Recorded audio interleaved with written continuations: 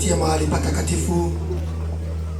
Tunasema asante, asante, asante Mungu wetu. Katika jina la Yesu Kristo, pokea sifa za midomo yetu. Baba, umekuwa upande wetu kabla misingi ya dunia kuwepo. Sifa na utukufu vikurudie, Muumba mwaminifu. Imekupendeza sisi kuwepo hapa asubuhi ya leo. Ni kumbukumbu ya kile ulichokifanya.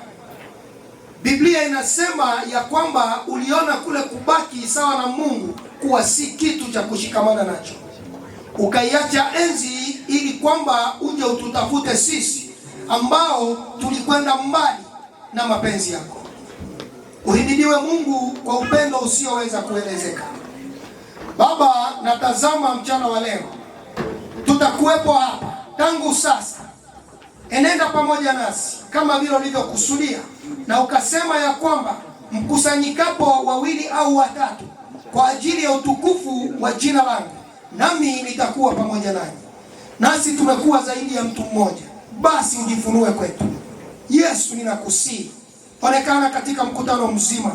Onekana kwa msimamizi, onekana kwa mwimbishaji, onekana kwa kundi la uimbaji, onekana kwa wababa, onekana kwa wamama, onekana kwa vijana, onekana kwa wazee, onekana kwa watoto. Kila mmoja akapokee kutoka kwako. Acha Roho Mtakatifu asimamie, atawale na kuongoza. Mnenaji mikononi mwako ninamuweka. Mungu, ni wewe uliyeandaa lile neno ambalo atakwenda kusimama nalo. Basi Muumba mwaminifu, umtumie kama vile unavyokusudia. Neno lako linasema hakuna mtu anayeweza kukupendeza asipoishi katika neno lako. Basi mtumie mtumishi wako kama vile upendavyo. Yeye awe ni spika, bali mnenaji uwe ndiwe Kristo. Mioyo ya watu wako ikapate kufarijika. Ile mioyo iliyovunjika ikapate kugangwa na neno ambalo umelikusudia asubuhi ya leo. Asante Mungu wetu, maana wewe ni mwaminifu. Ninakwenda kukemea na kuharibu mamlaka yote ya yule mwovu yanayoweza kuinuka kwa namna moja au nyingine.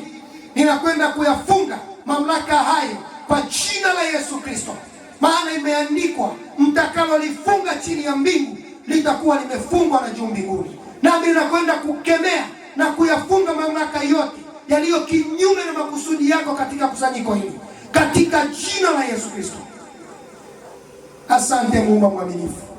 Ninaamini ya kwamba umesikia, maana imeandikwa, maombi ya watu wako unayasikia wanapopanga.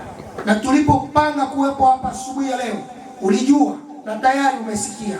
Nasi tumekwenda kutamka, basi utimize, ili kwamba makusudi yako yakapate kutendeka kati yetu.